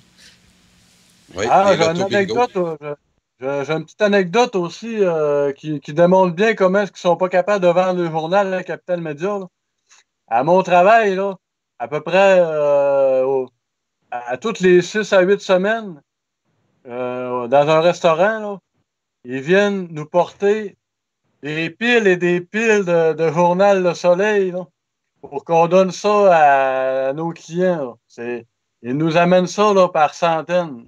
C'est incroyable. Après ça, nous autres, on les met direct dans le recyclage. Là, on en a bien trop, là. Fait que ça, eux autres, après ça, probablement qu'ils vont au gouvernement et ils disent regardez, on imprime plein de journaux, là, ça marche bien nos affaires, mais dans le fond, il n'y a personne qui les lit, là, ça finit tout des rebuts. Là. Ah oui, puis c'est le réflexe de tout le monde. Dans un restaurant à Québec, moi aussi, j'ai habité longtemps à Québec, puis le journal de Soleil, tu pouvais le lire pendant toute la journée. Il était très propre parce qu'il n'y a pas personne qui le prenait. Tandis que le journal de Québec, à la fin de la journée, des fois, tu avais les postillons de tous les clients de la journée. Eux autres, ils étaient plus maganés, mais le journal de Soleil, lui, en fin de journée, c'était le journal idéal à lire parce qu'il était encore très, très... il était parfait. Bref, il Il est 22h55, Hugo. Je voulais annoncer aussi, je ne l'ai pas fait, j'aurais peut-être dû le faire tout de suite en début d'émission, mais c'est pas grave. J'avais dit aux auditeurs que demain, on recevait Maître Guy Bertrand qui allait venir nous parler du projet Liberté-Nation. J'ai parlé avec Monsieur Bertrand aujourd'hui, puis on s'est parlé une couple de fois cette semaine. Puis ça sera pas possible demain là de tenir l'émission qu'on vous a parlé hier. Donc, Monsieur Bertrand remet ça dans le courant de la semaine prochaine. Je recommunique avec lui là, mardi dans la journée pour fixer rendez-vous. Donc, Maître Guy Bertrand va venir très bientôt à Radio Infocité au Journal du Soir. Je veux avoir vraiment une entrevue de fond avec lui. Je suis en train de faire mes devoirs. Je suis en train, Hugo, je t'invite à aller lire ça aussi. Je te partagerai le résumé parce que Monsieur Bertrand travaille ce projet-là depuis une douzaine d'années. Qui est passionné du Québec, puis pour aussi de sa libération, d'essayer de sortir de l'impasse référendaire dans lequel le Parti québécois a échoué. Donc, Monsieur Bertrand a réfléchi à un nouveau projet pour les Québécois qui s'appelle le projet Liberté-Nation. Il y a aussi un documentaire que je vais pouvoir vous donner les liens là, la semaine prochaine qui explique comme il faut le projet que M. Bertrand a concocté là, et a réfléchi pendant plusieurs années. Puis, c'est l'idée d'une république québécoise, une république fédérale québécoise divisée en 17 régions où il y a essentiellement le pouvoir qui appartient aux États américains, aux provinces canadiennes, serait remis à ces 17 régions-là du Québec. Une véritable révolution dans la façon de voir le Québec et sa gestion gouvernementale avec des régions qui auraient le pouvoir de taxation et qui pourraient orienter leur développement selon leurs propres besoins. Donc, M. Bertrand là, a réfléchi à toutes sortes c'est vraiment un projet complet, autant au niveau constitutionnel. Et moi qui n'ai pas trop ferré en matière de droit, je vais laisser M. Bertrand vous l'expliquer la semaine prochaine. Mais chose certaine, moi, je ne doute pas de la sincérité de ce monsieur-là, malgré tout ce qu'on a pu dire de Maître Guy Bertrand.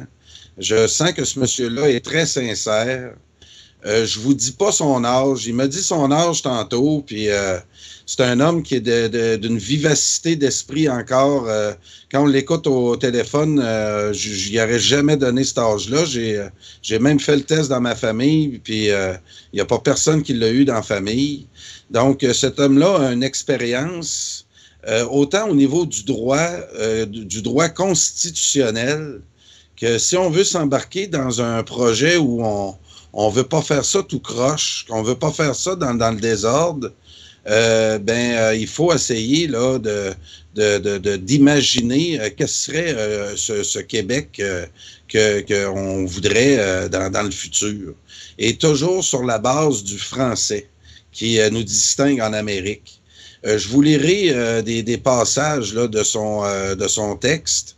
Je vais écouter attentivement son documentaire. Puis, je lui reparle mardi pour préparer l'entrevue. Puis, la semaine prochaine, un soir de la semaine prochaine, puis je vais voir un peu comment ça fonctionne. En tout cas, à date, j'ai eu 3-4 discussions avec M. Bertrand depuis une semaine et d'un homme que j'ai connu juste aux nouvelles puis que j'avais jamais parlé en personne, d'une ouverture d'esprit, vraiment d'un homme qui lui reste pas... il lui reste pas là 50 ans à vivre Il s'est battu toujours pour le Québec, a parfois été mal compris. On va avoir l'occasion de lui poser des questions sur les épisodes de 1995, puis tout ce qu'il a fait comme démarche où on n'a pas trop compris comme indépendantiste où il voulait nous mener. Mais aujourd'hui, avec le recul, puis avec le travail qu'il a fait, je donne la chance aux coureurs, puis je pense que tout le monde, vous allez apprécier l'approche de M. Bertrand. Hugo? Ouais, ben écoute, ça fait longtemps que je connais son projet Liberté Nation. Par contre, je suis pas un spécialiste de son projet, mais je l'ai suivi souvent. Puis c'est sûr que ça va être vraiment intéressant de prendre le temps d'écouter qu'est-ce qu'il a à nous dire, parce que il va nous amener à penser, comment dire, en dehors de la boîte, là, si on veut, tu sais, nous amener ailleurs un petit peu, puis essayer vraiment de visualiser qu'est-ce que ça pourrait être qu'un Québec indépendant, ou d'être aussi d'imaginer le fonctionnement de notre futur État, là. Donc, comme tu dis, c'est vrai, c'est une démarche qui peut nous amener à nous libérer sans que ça soit chaotique, là, tu sais, dans une démarche réfléchie, puis donc, je pense que c'est un exercice nécessaire, hein, vraiment. Donc, ouais, ça va. J'invite tout le monde à être là pour écouter ce monsieur-là. Oui, puis je ne doute pas de ses compétences constitutionnelles. C'est un monsieur de droit. Puis moi, je veux me le faire expliquer, ça. C'est pour moi très important. Puis les discussions que j'ai eues avec, vraiment un gars terre à terre, un monsieur proche de sa famille. Puis dans son introduction de son projet politique, il en fait mention en premier. Et j'ai pris la peine de lui faire mention que ça, c'est le genre de discours que j'aime. Il est enraciné dans dans ses ancêtres, puis dans ses enfants, de ses petits-enfants. Donc, un monsieur qui est en fin je dis en fin de carrière, mais le monsieur travaille encore dans son bureau d'avocat. Il lâche pas. Encore une fois, je vous parle pas de son âge parce que c'est surprenant de voir comment ce monsieur-là carbure encore, puis qui veut, en tout cas, donner encore quelques années au projet qui lui tient le plus à cœur. Il m'a dit ça cet après-midi, Carl. Il dit, c'est un projet, l'indépendance du Québec, qui m'a jamais quitté l'esprit. Il dit, il n'y a pas une journée que j'ai pas pensé à ça. Donc, il a vraiment fait un travail de réflexion de fond. Il parle de marketing. Il parle aussi de comment monter ce mouvement-là. Puis lui ici, il est d'accord avec moi qu'il n'attend pas un messie. Puis lui ici, il tient pas à être le messie de ce projet-là. Il veut vraiment, c'est ce que je me posais comme question la semaine dernière, il va falloir qu'il laisse de la place à beaucoup de monde, parce que moi, à mon avis, c'est le rassemblement de plusieurs leaders qui va faire qu'on va avoir à un moment donné un projet qui va passionner la population. Moi, je pense que c'est intéressant, sa stratégie de donner du pouvoir à des plus petites localités, à des régions, là. Ah oui, puis il fait appel aux élus municipaux. Je vais en apprendre plus à ce niveau-là à l'émission. J'ai plusieurs questions. Il lance un appel dans son document aux élus municipaux, parce qu'effectivement, les régions deviendraient l'équivalent d'un État américain ou d'une province, avec des pouvoirs de taxation, des pouvoirs qui répondent aux besoins de la population locale, parce qu'effectivement, puis il compare ça, le nombre de la population des 17 régions. On pourrait dire, hey, c'est ben trop petit, tu peux pas faire ça. Puis non, il compare à des États américains. Il y a plein des 17 régions qui sont plus gros que des États américains. Donc, de leur donner ce pouvoir-là dans des régions données, ça aurait aussi une logique beaucoup plus... ça serait beaucoup plus logique que ces pouvoirs-là appartiennent aux régions qu'appartiennent encore aux provinces. Puis c'est ce qui m'expliquait. Si on veut donner le pouvoir aux régions, puis donc le fédéral doit nous les transférer, les pouvoirs, pour qu'on puisse les donner aux régions. Donc, c'est plein de sujets comme ça qu'on va traiter avec M. Bertrand. Puis, je suis content que tu vas suivre ça avec moi. Puis, je vais te laisser... Oui, je pense que ça va animer beaucoup de débats, là, ce projet-là. Puis, on n'est pas obligé d'adhérer à ça ou à toutes ces idées. Il y a des choses... Il y a des choses qu'on peut être d'accord, des choses moins d'accord, mais je suis sûr que ça va alimenter beaucoup de débats dans les prochains jours à Radio Infocité, c'est sûr. Bon, ben c'est ce qui met un terme. Merci, Hugo, de ta présence ce soir. Merci à Jean-Marc qui, encore une fois, a su animer d'excellente façon, puis le soutien technique. Merci à Jean-Marc. Puis... donc, c'était l'édition du Journal du soir du mercredi 29 août. Non, 28 août, excusez. Et merci et à demain pour le prix Steinbeu. Je te reparlerai du prix Steinbeu, Hugo, demain. Tu me clavarderas ton vote. Donc, à demain, jeudi. Bye-bye. Salut, merci à tout le monde.